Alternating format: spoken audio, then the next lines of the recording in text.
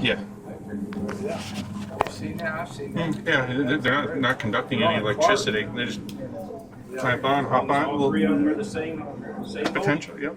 And just hop on and it's actually pretty freaking cool. What kind of formal job training? Guy's got stones this big. Had a special seat for him. Just to support him.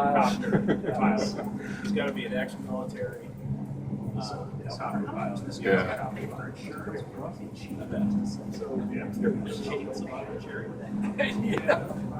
I wonder if this the trees, he just whacking down.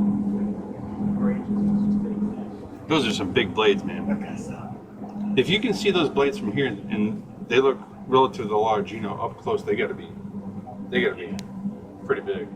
What gets me is, okay, how does he keep it from wanting to spin, you know?